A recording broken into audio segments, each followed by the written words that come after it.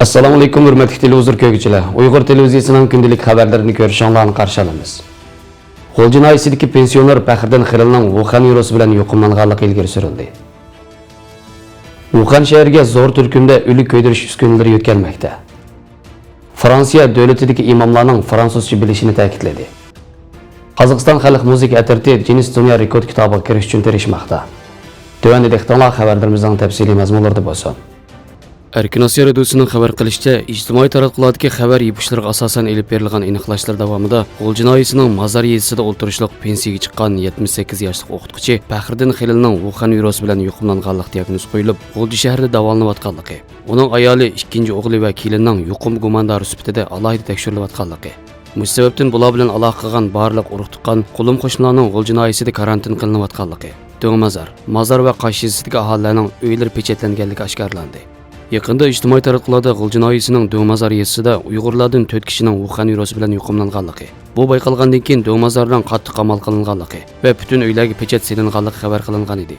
Erkin Asiya radiosi muxbiri bu uchurning to'g'riligini aniqlash uchun qo'l jinoyatisiga telefon qilganda, Rozumet yezisidagi bir aholi Mazar yezisida Wuhan virusi yuqum gumondoridan bir ayolning bayqalganligi haqida kanit kadrlarining o'zlariga uqtirish qilganligi va yaqında Do'mazor va Mazar yezisiga borgan bo'lmaganligi haqida ma'lumot so'raganligini bayon qilgan.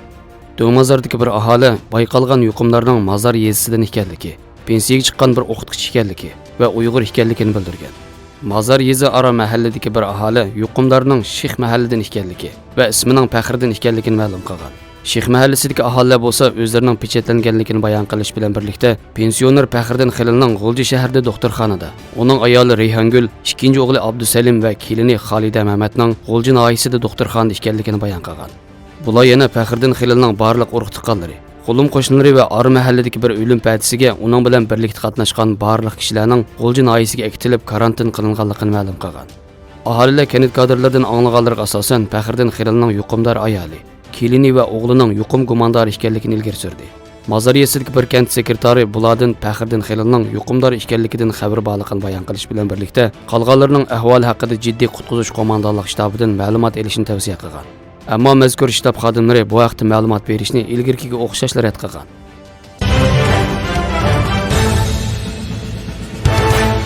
Xitoy hukumatining tojsimon virus keltirib chiqargan zo'r bo'lg'inishni, tibbiy axlatlarni va o'lik hayvonlarni ko'ydirib bir taraf qiladigan fangsang, ya'ni o'lik ko'ydirish uskunalarini Wuhanga yetkazganligi diqqat qo'zg'amoqda. Tajiyan agentligining 19 fevraldagi xabarda aytilishicha, Xitoy axborotlari kuniga 5 tonna yovvoyi hayvonlarning jasadi yoki tibbiy axlatlarni ko'ydirishga ishiltiladigan g'oyat zo'r hajmli 40 tonna ko'ydirish harakatchan o'choqni tojsimon virusning markazi bo'lgan Wuhan shahriga yetkazgan. Ammo bu o'choqlarning nimaga ishiltilganligi haqida Xitoy axborotlarida aniq ma'lumotlar berilmagan. Mazkur uskunalarning cho'ngligi 20 metr, hajmi taxminan 30 kub metr bo'lib, qattiq jismni ovutish, ko'ydirish, havo saqlashtirish qatorliq 3 tarkibdan tuzilgan. Kuniga 5 tonna axlatni bir taraf qiladi ekan. Analizchilarning ba'zilari Wuhandagi virusdan o'lganlarning ko'plab ko'ydirilayotganligini nazarga olib, bu hol Wuhandagi o'lik ko'ydirish o'rinlari ko'ydirib ulgurmagan o'liklarni bir taraf qilish ishiltilishi mumkin deb faraz qilmoqda.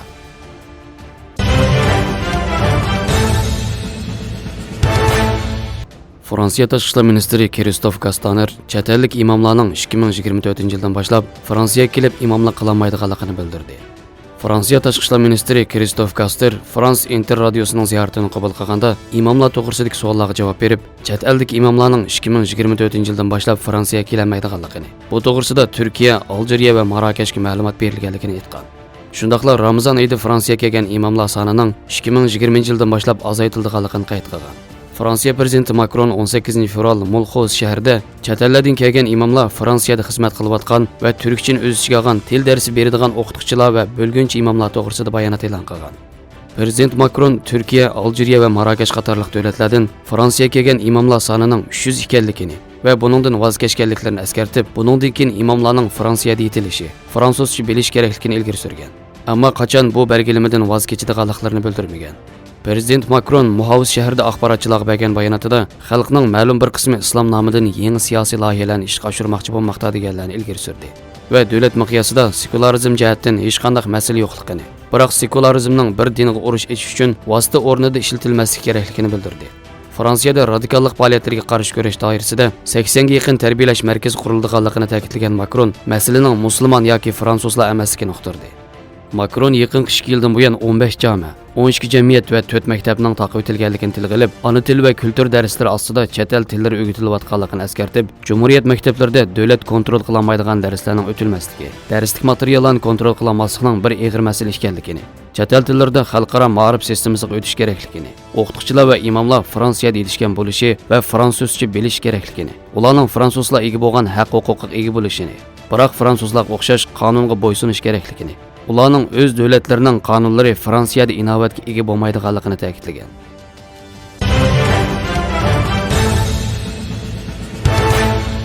Qozog'iston an'anaviy xalq musiqa atirti Ginnes dunyo rekord kitobiga kirish uchun uzildirmay 75 naqsh o'rindadi.